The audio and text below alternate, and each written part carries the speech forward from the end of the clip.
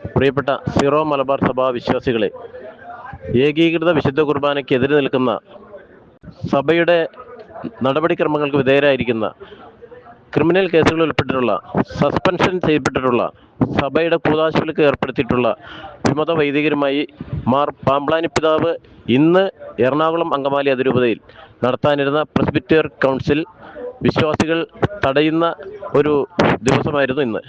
ഈ തടയലിന് മാർ റാഫേൽ തട്ടിലും മാർ ജോസഫ് പാമ്പ്ളാനിയും ചേർന്ന് ഇത് പ്രതിരോധിച്ച സഭാസ്നേഹികളായ വിശ്വാസികളെ പോലീസിനെ കൊണ്ട് അറസ്റ്റ് ചെയ്യിപ്പിച്ച് നഗരം മുഴുവൻ ചുറ്റി നടത്തി.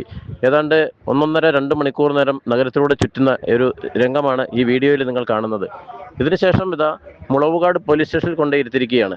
സഭയെ സ്നേഹിക്കുന്ന, സഭയുടെ കൽപ്പനകൾ പാലിക്കുന്ന വിശ്വാസികളെ, സഭയോട് ഒത്തുനിൽക്കുന്ന വിശ്വാസികളെ തള്ളിപ്പറഞ്ഞുകൊണ്ട് സഭയുടെ തലവൻ തന്നെ രംഗത്ത് വന്ന് താൻ പൈശാചികനാണ്, താൻ വിമതനാണ്, താൻ സഭയുടെ ശത്രുവാണ്, താൻ സഭയുടെ അന്തകനാണ് എന്ന് ഉറക്കെ പ്രഖ്യാപിച്ചുകൊണ്ട് ഇപ്പോൾ ഈ അടുത്തതാ കേൾക്കുന്നു, പ്രസ്ബിറ്റർ മീറ്റിങ്ങിൽ നിന്ന് ബസിലിക്കയുടെ വികാരിയായ ഫാദർ തരിയൻ ഞാളിയത്തച്ഛനെ അവിടുന്ന് പുറത്താക്കി തട്ടിൽ പിതാവ് ഉത്തരവിറക്കിയെന്ന്.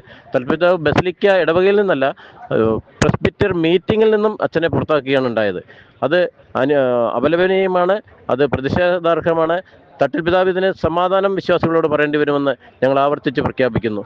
ഈ പ്രതിഷേധ സമരത്തിൽ ശാന്തമായി സമാധാനപരമായി പ്രതിഷേധം നടത്തിക്കൊണ്ടിരുന്ന, അവിടെ ക്രിമിനൽ കേസുകളിൽ ഉൾപ്പെട്ട വൈദികരെ അകത്ത് പ്രവേശിപ്പിക്കരുത്,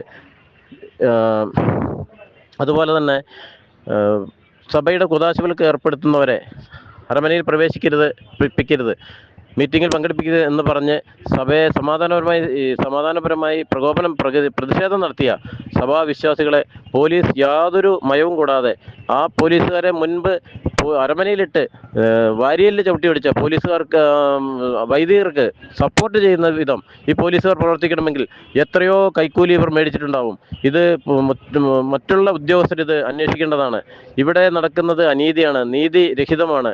ഇവിടെ നീതിയില്ല. സഭാവിശ്വാസികൾക്കും സാധാരണ ജനങ്ങൾക്കും ഇവിടെ നീതിയില്ല.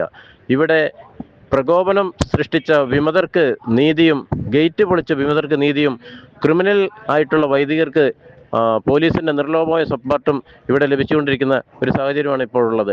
പ്രിയപ്പെട്ട വിശ്വാസികളെ, സഭയോട് തുണരുക, സഭയ്ക്ക് വേണ്ടി നിലകൊള്ളുക. നമ്മുടെ നേതൃത്വം വരെ വഴിതെറ്റി ലൂസിഫറിനെ പോലെ പിഴച്ച് നരകത്തിലേക്ക് ചാടുന്ന ഒരു അവസ്ഥയാണ്. ഇതിനെ പ്രതിരോധിക്കുക തന്നെ വേണം. വിശ്വാസികൾ ഉണരുക. എല്ലാ രൂപതകളിലുള്ള വിശ്വാസികൾ പ്രതിഷേധിക്കുക. ഇത് എറണാകുളം രൂപതയുടെ മാത്രം വിഷയമല്ല, ഇത് എറണാകുളം അങ്കമാലി അതിരൂപതയുടെ മാത്രമല്ല, ഇത് ലോകം മുഴുവനുള്ള സീറോ മലബാർ വിശ്വാസികളുടെ വിഷയമാണ്. നിങ്ങൾ ഉണരുക, പ്രവർത്തിക്കുക.